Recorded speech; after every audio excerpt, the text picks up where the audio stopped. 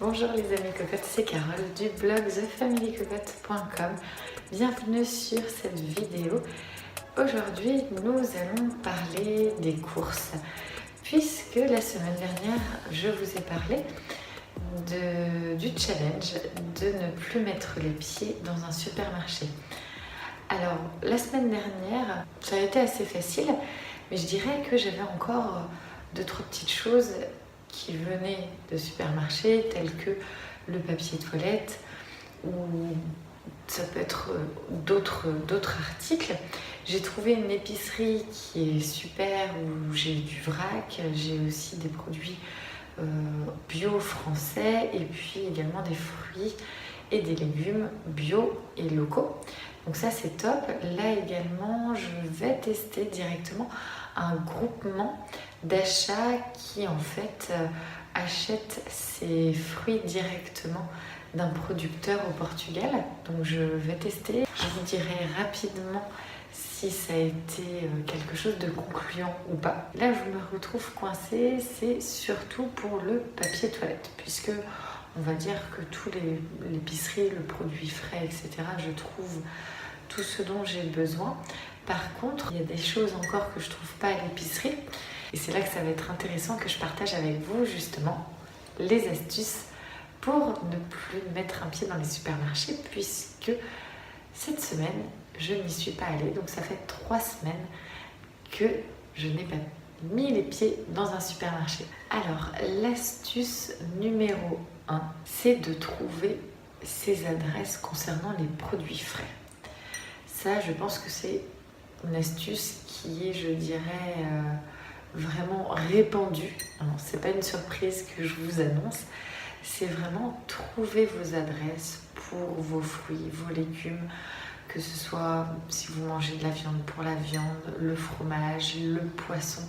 Chaque produit frais, vous devez avoir en fait vos adresses. Donc oui, ça demande un certain temps avant de trouver les adresses et les produits en fait qui vous correspondent par rapport aux produits que vous cherchez, au prix également. Moi je sais que c'est beaucoup, on va dire, l'équilibre entre la qualité, le prix et aussi le fait que ce soit des produits maximum locaux ou français et bio.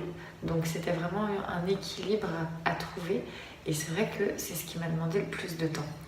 Donc c'est important aussi de savoir modifier ses habitudes, de modifier ses bonnes adresses. J'allais dans une AMAP, ça ne correspondait pas à mon emploi du temps, ça ne correspondait pas tout à fait à l'organisation que je souhaitais par rapport au jour de distribution, comme je l'ai expliqué. Donc je me suis adaptée, j'ai trouvé une autre adresse, et ça me permet en fait de tout simplement pouvoir changer selon mes envies aussi, et puis tout simplement selon aussi l'organisation que j'ai. La seconde astuce, ça va être de faire jouer ton réseau. Oui, en général, autour de nous, on peut avoir déjà des personnes qui connaissent du coup leurs bonnes adresses, et ces bonnes adresses-là existent aussi pour toi directement.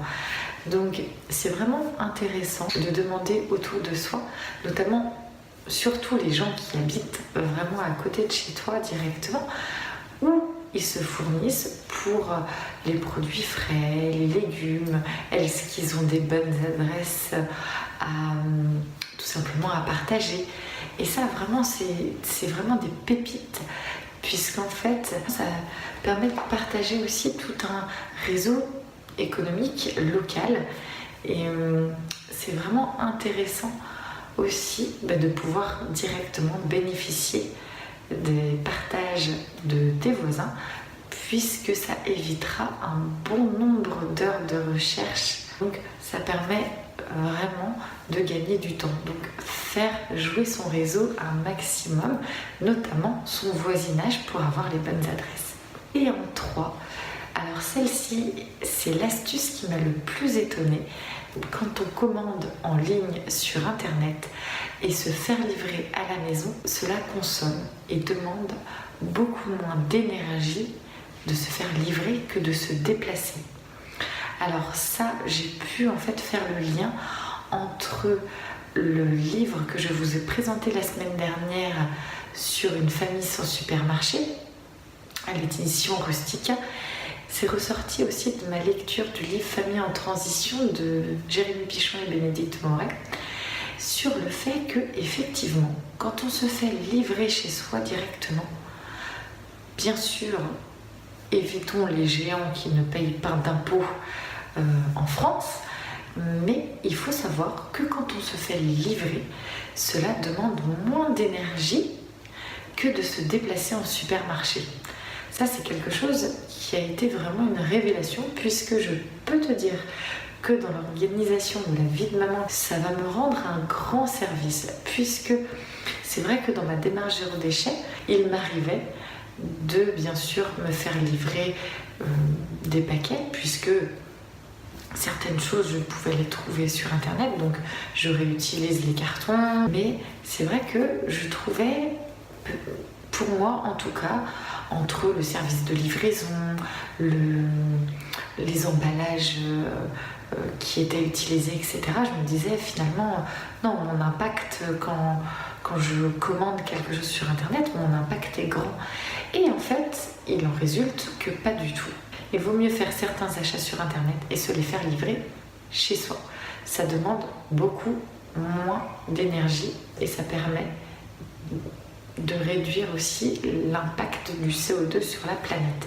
N'hésite pas sous cette vidéo à commenter pour donner aussi ta routine de course, savoir comment pour toi ça se passe, comment tu t'organises aussi la semaine, combien de fois tu vas par semaine ou par mois à l'épicerie ou voir tes producteurs. Tu as aimé la vidéo, n'hésite pas, un pouce vers le haut, c'est important pour partager au plus grand nombre. Pour t'abonner, c'est ici. Je te souhaite une très belle journée, une belle semaine. Je te dis à très vite. Ciao!